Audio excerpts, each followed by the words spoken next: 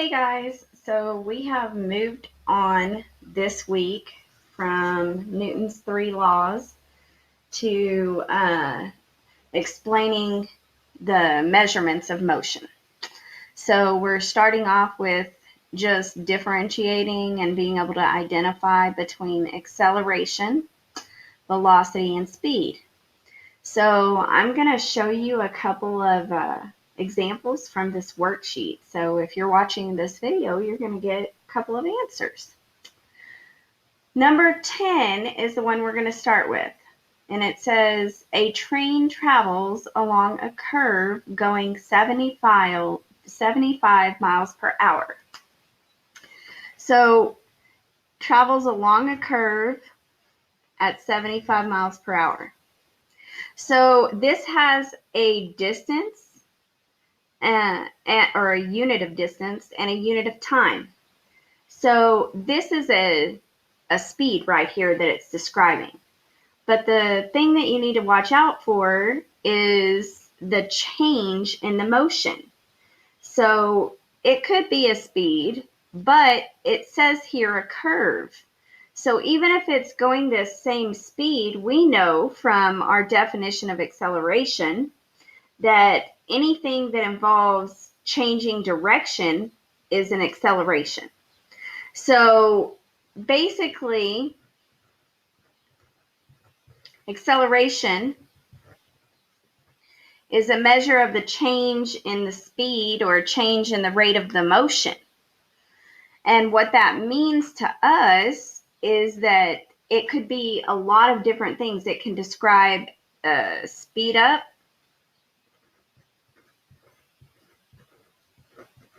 so if it said it was going from 45 miles per hour up to 75 miles per hour, that's a speed up.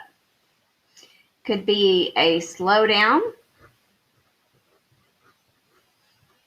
If it said it was going from 75 miles per hour down to 50 miles per hour, that would be acceleration because it's a slowdown. So the other thing that you have to watch for is a change in direction.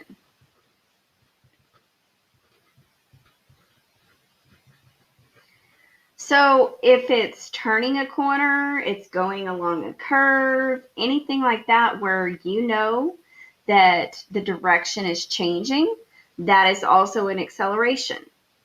So these are examples of things that could be acceleration, but you also have to think about that any sort of change in the rate of motion is an acceleration.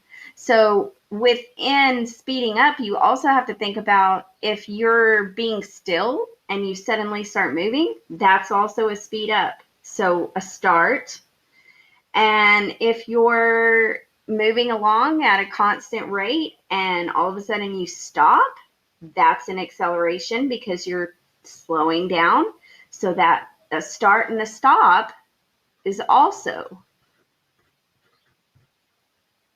an example of acceleration. Okay, so remember, acceleration is the change in the rate of motion. Now, I know that when we were going over Newton's three laws, we said that the units of acceleration is always meters per second squared. And in force, that's true. And you might see this unit and it might describe an acceleration in this section. But most of the time in this section, you're not going to see this unit. The acceleration is going to be described in words instead of in numbers.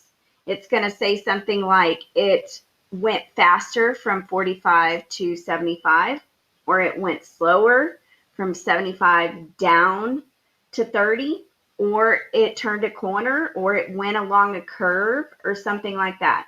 It's not going to give you the number value of acceleration. It's going to describe to you the change in the motion.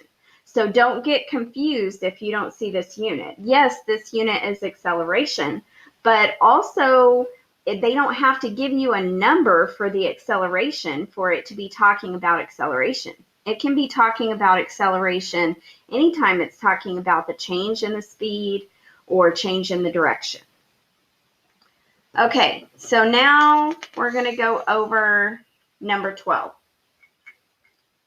So number 12 says a duck can fly 65 miles in 2 hours.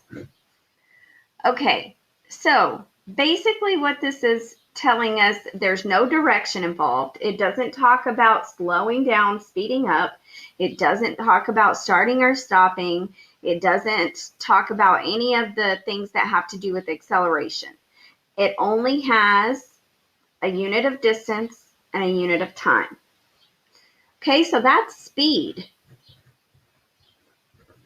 Speed is how fast motion is, or something is moving. So it's always going to have, for the units of speed can be a lot of different things, but it will always have a distance,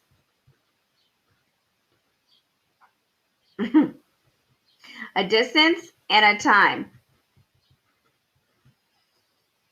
So this could be miles per hour like this, or you can also write miles per hour like this.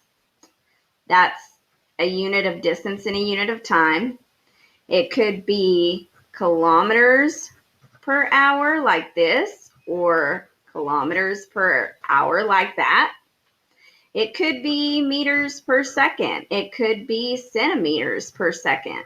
Okay, so it could be so many different units, but it's always going to have a unit of distance and a unit of time.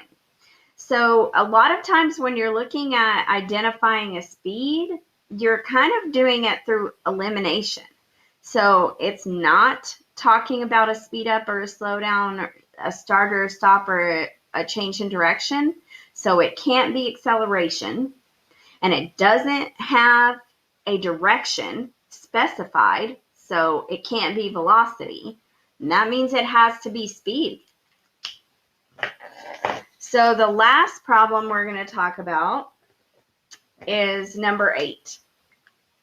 So number 8, a cardinal can fly 11 miles per hour south. So guys, you need to be really careful when you're looking at these to be looking for a direction, because it's very easy to miss that one word of direction.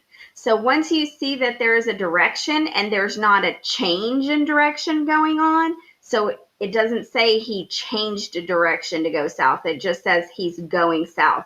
So that means it has to be velocity.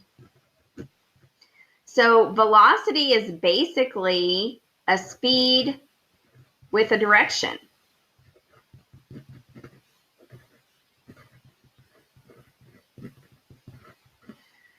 So it's going to have the same units in most all of these problems. It's going to be a unit of speed, and if it has a direction on it, that's a velocity. So this has a unit of speed, which is distance and time, and then it has a direction. Now, think about this too, because directions is not always north, east, south, and west. So yes, it is north, east, south, and west, and all the ones between there, like southeast and northwest. But it can also be like upward or downward. If it's specifying a direction that makes sense, then it has to be velocity. So sometimes you're just looking for one word like up, or one word like down. So you have to be very careful with your reading on these problems to make sure that you don't accidentally miss a velocity. So guys, that's it. This should be a very easy week for you guys, and we'll see you next week.